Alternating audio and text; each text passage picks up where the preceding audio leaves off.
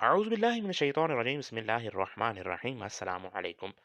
جب نبی کریم صلی اللہ علیہ وآلہ وسلم کی دونوں بیٹیوں کو طلاق دی گئی، جس دن ابو لہب کے بیٹوں نے نبی کریم صلی اللہ علیہ وآلہ وسلم کی بیٹیوں کو طلاق دی تو آپ صلی اللہ علیہ وآلہ وسلم دل شکستہ ہو گئے۔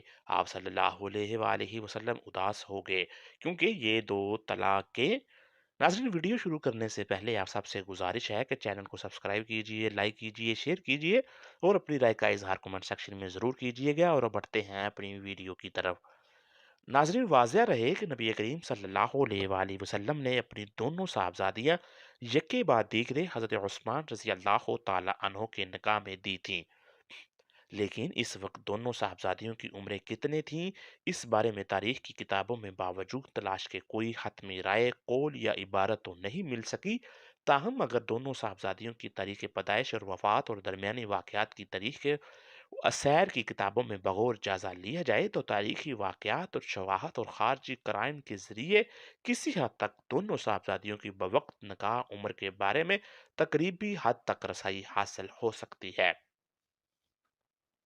ناظرین، حضرت رقیہ رضی اللہ تعالی عنہ کی پیدائش اعلان نبوت سے 7 سال پہلے ہوئی، جب آپ صلی اللہ علیہ وآلہ وسلم کی عمر مبارک 33 سال تھی۔ ان کی شادی ابو لہب کے بیٹے اتبا سے ہوئی، لیکن اس نے ابو لہب کے کہنے پر رقیہ رضی اللہ تعالی عنہا کو طلاق دے دی۔ اس کے بعد ان کی شادی حضرت عثمان رضی اللہ تعالی عنہ سے ہوئی، اور نبوت کے 5ویں سال دونوں میاں بیوی نے حبشہ کی طرف ہجرت کی، جہاں ان کے ہاں بیٹے کی ولادت ہوئی۔ لہٰذا 7 سال قبل از اعلان نبوت وہ 3 یا 4 سال بعد از اعلان نبوت، جس سے یہی معلوم ہوتا ہے کہ آپ کی عمر تقریباً 10 یا 11 سال تھی۔ حضرت ام کلثوم رضی اللہ تعالی عنہا کی پیدائش اعلان نبوت سے کچھ عرصہ پہلے حضرت رقیہ کے بعد ہوئی۔ اس لیے اگر آپ کی پیدائش کو حضرت رقیہ کی پیدائش کے 1 سال بعد مانا جائے تو نبوت سے آپ رضی اللہ تعالی عنہا کی عمر 6 سال بنتی ہے، اور حضرت رقیہ رضی اللہ تعالی عنہا کا انتقال 2 ہجری کو ہوا، اور اہل تاریخ و سیر کا اتفاق ہے کہ حضرت ام کلثوم رضی اللہ تعالی عنہا کا نکاح حضرت عثمان سے ربیع الاول 3 ہجری میں ہوا، جبکہ آپ رضی اللہ تعالی عنہا کی عمر مبارک اعلان نبوت کے وقت تقریباً 6 سال تھی۔ اس کے بعد 13 سال مکہ میں اور 3 سال بعد از ہجرت، تو یہ کل ملا کر 22 سال بنتے ہیں، جس سے یہی معلوم ہوتا ہے کہ آپ رضی اللہ تعالی عنہا کا نکاح جب حضرت عثمان رضی اللہ تعالی عنہ سے ہوا تو اس وقت آپ کی عمر تقریباً 22 سال تھی۔ آخر رسول صلی اللہ علیہ وآلہ وسلم کی دو بیٹیوں کو ایک ساتھ طلاق کیوں دی گئی؟ ناظرین، ایک باپ سارے غم برداشت کر سکتا ہے، لیکن جب اس کے جوان بیٹیوں پر کوئی مصیبت آئے، اس بڑے باپ کو تو توڑ کر رکھ دیتی ہے۔ نبی کریم صلی اللہ علیہ وآلہ وسلم نے جب طائف کی وادی میں کافروں کے پتھر کھائے تب بھی آپ نے کسی کو بد دعا نہ دی، اور جنگ احد میں آپ صلی اللہ علیہ وآلہ وسلم کو کافروں نے اوپر سے نیچے گرایا، تب بھی آپ نے کسی کو بد دعا نہ دی۔ لیکن جس وقت نبی کریم کی دونوں بیٹیوں کو اچانک طلاق دی گئی تو آپ صلی اللہ علیہ وآلہ وسلم بیٹیوں پر آنے والے اس غم کو برداشت نہ کر سکے، اور طلاق دینے والے اس ظالم انسان سے کہا کہ جا، میں تجھے بد دعا دیتا ہوں کہ اللہ تجھ پر اپنا کوئی کتا مسلط کر دے۔ ناظرین، یہ واقعہ نبی کریم کی دو بیٹیاں حضرت رقیہ اور حضرت ام کلثوم کا ہے، جن کی شادی حضور نے نبوت کے اعلان سے پہلے اپنے چچا ابو لہب کے دو لڑکے اتبا اور عتیبیہ سے کر دی تھی۔ لیکن جب نبی کریم نے اپنی نبوت کا اعلان فرمایا تو آپ کے گھر والے ہی آپ کے دشمن بن گئے۔ اسی دشمنی میں نبی کریم کی دو بیٹیوں کو طلاق دے دی گئی۔ اس کا مکمل واقعہ کچھ اس طرح ہوا کہ جب آپ صلی اللہ علیہ وآلہ وسلم کی دعوت تبلیغ سے اسلام تیزی سے پھیلنے لگا تو مکہ کے کافروں کی نیندیں اڑ گئیں، اور انہیں کسی پل بھی سکون نہ ملتا۔ وہ ایسے مواقع کی تلاش میں رہتے کہ جب وہ نبی کریم اور غریب مسلمانوں کو تکلیف دے کر انہیں اسلام چھوڑنے پر مجبور کر سکے، یہاں تک کہ ان ظالموں نے نبی کریم کے قتل کا منصوبہ بنا رکھا تھا، لیکن اللہ تعالیٰ نے نبی کریم کی مدد فرمائی اور ان ظالموں کی سازشوں کو ناکام کر دیا۔ مکہ کے کافروں نے بچارے कमज़ोर मुसलमानों को अपना निशाना बनाया और उनको तड़पा तड़पा कर दिल की भड़ास निकालने लगे। इस काम में मक्का वाले तनहा ना थे, बल्कि बहुत से दूसरे कबीले वाले भी इनका साथ दिया करते थे। नाजरीन, दिन ब दिन इनके जुल्म और सितम बढ़ते ही जा रहे थे। इनमें कुछ ऐसे बेरहम भी थे जिनके सीनों में दिल ही नहीं था, बल्कि पत्थर के टुकड़े थे। इन लोगों ने बेबस मुसलमानों को कैद करके बहुत मारा पीटा, इन्हें भूखा प्यासा रखा। मक्का की तपती रेत पर लटाकर लोहे की गर्म सलाखों से इन्हें दागा। बेबस मुसलमानों में हजरत अम्मार बिन यासिर थे, जिनको मक्का के जालिम लोहे की जर पहनाकर धूप में लटा देते और इस तपती जमीन पर इन्हें इतना ज्यादा मारते कि वो बेहोश हो जाते। इन्हें कमजोर मुसलमानों में हजरत खब्बाब बिन अरत रजी अल्लाह तआला अन्हो भी थे, जिनके सार को लोहे की गर्म सलाखों से दागा जाता।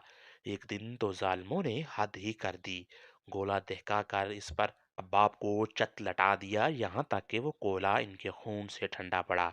इन्हीं मजलूम मुसलमानों में हजरत बलाल अबशी रजी अल्लाह तआला अन्हो भी थे, जो उमैया बिन खल्फ के गुलाम थे। जब हज़रत बिलाल रज़ी अल्लाह तआला अन्हो ने इस्लाम कबूल किया, तो इनके मालिक ने इनका खाना-पीना बंद कर दिया।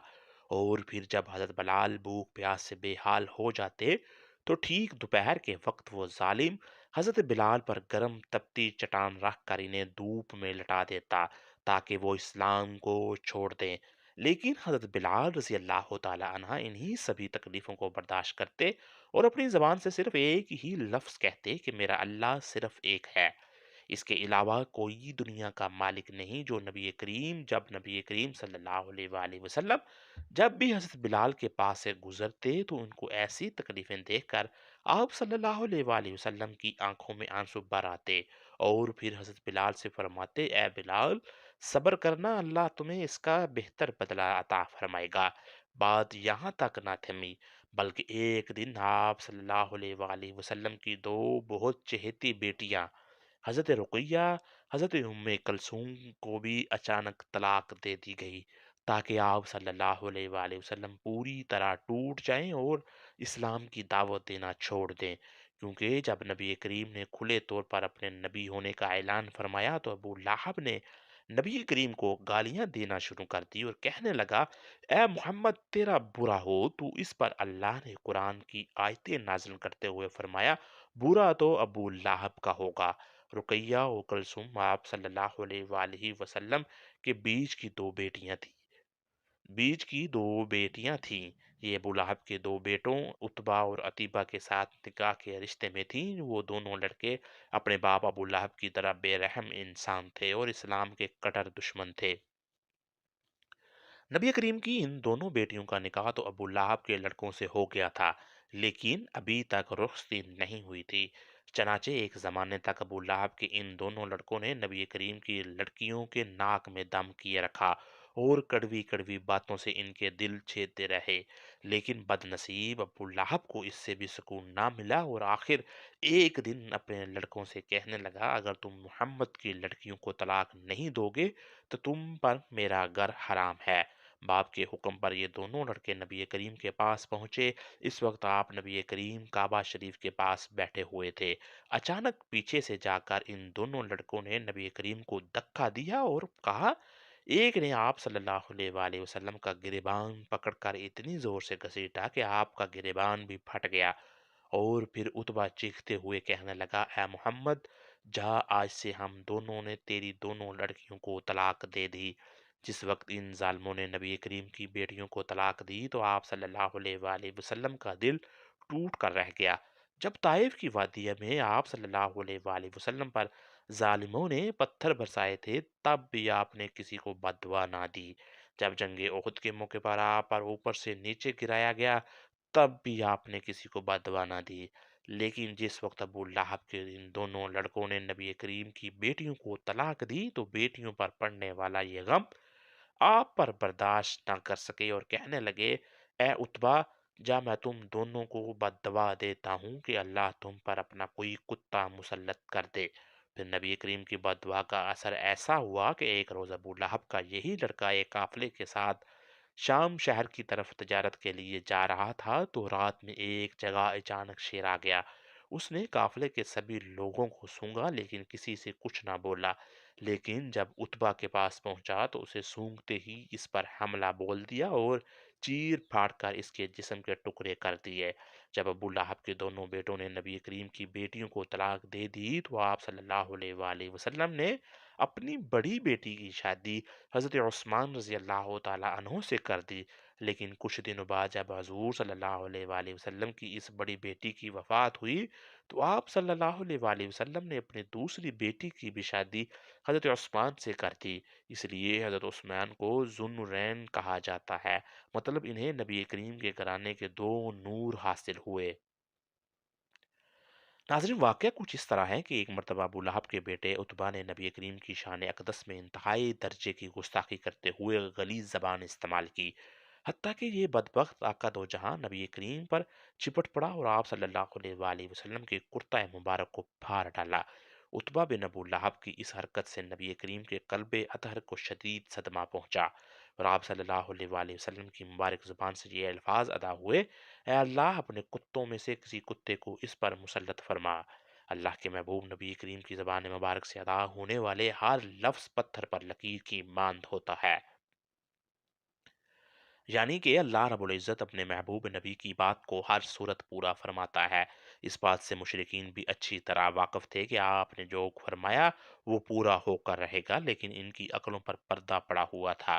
اگلے دن ابو لہب اور ان کا بیٹا دونوں بدبخت تجارت کے غرض سے ایک قافلے کے ساتھ شام کی طرف نکلے۔ سفر کرتے کرتے رات ہو گئی۔ قافلے والے زرقہ کے مقام پر ایک راہب کے پاس وقت گزارنے کے لیے ٹھہرے۔ راہب نے قافلے والوں کو پہلے ہی آگاہ کر دیا تھا کہ یہاں آس پاس جنگلی درندے بہت ہیں، اس لیے ہوشیار رہنا۔ یہ سن کر ابو لہب کو نبی کریم کی بات یاد آ گئی۔ اس نے قافلے والوں سے کہا کہ اے لوگو، محمد صلی اللہ علیہ وآلہ وسلم نے میرے بیٹے اتبا کے لیے ہلاکت کی دعا کی ہے، اس لیے کسی درندے کے حملے کا مجھے یقین ہے۔ تم لوگ سارا سامان تجارت ایک جگہ اکٹھا کر کے اس کے اوپر اتبا کا بستر لگا دو اور سب لوگ اس کے ارد گرد سو جاؤ تاکہ میرا بیٹا درندے کے حملے سے محفوظ رہے۔ چنانچہ قافلے والوں نے اتبا کی حفاظت کا پورا پورا بندوبست کیا اور سب سو گئے۔ کچھ دیر بعد ایک شیر وہاں آ پہنچا، مگر اس نے کسی پر حملہ کرنے کی بجائے سوئے ہوئے لوگوں کو سونگنا شروع کر دیا اور آگے بڑھتا رہا، مگر کسی کو ذرا برابر بھی کروچ نہ ماری، جس سے یہ لگتا تھا کہ یہ بھوکا نہیں ہے ورنہ اتنے لوگوں میں سے کسی کو بھی چیر پاڑ کر رکھ دیتا۔ یہ سب کو سونگتا ہوا آخر بندے تک پہنچ گیا، لیکن اسے جس کی تلاش تھی اس کی بو سے محسوس نہیں ہوئی۔ کچھ قدم چل کر آگے گیا، پھر اچانک مڑا اور تجارتی سامان کی جانب آ کر رک گیا۔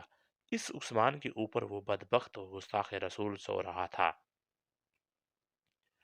یہ جگہ کافی اونچی تھی، اس لیے اسے اونچا کیا گیا تھا تاکہ کوئی درندہ اتبا پر حملہ نہ کر سکے۔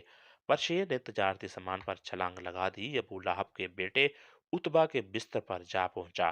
یہ شیر جو کچھ لمحے پہلے بالکل عام جانور کی طرح لگ رہا تھا، ابو لہب کے بیٹے اتبا کو دیکھتے ہی خونخوار لہجے میں داڑنے لگا اور پوری طاقت سے اتبا کے سر کو اپنے خونخوار نکیلے دانتوں سے دبوچ لیا۔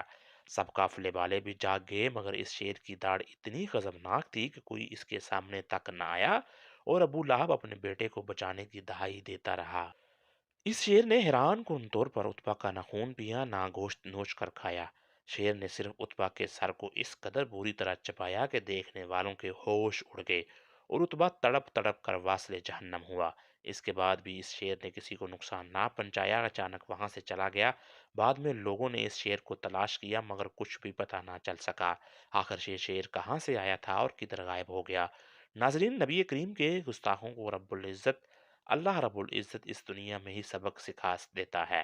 آخرت کا عذاب بھی ابھی تو باقی ہے۔ طریق ہوا ہے جس کسی بدبخت نے پیارے نبی آقا کی ناموس رسالت کو پامال کیا، اس کا انجام عبرتناک ہوا اور اتبا کا سر چبانے والا شیر بھی جیسے شیر آتے رہیں گے اور رہیں گے انشاءاللہ۔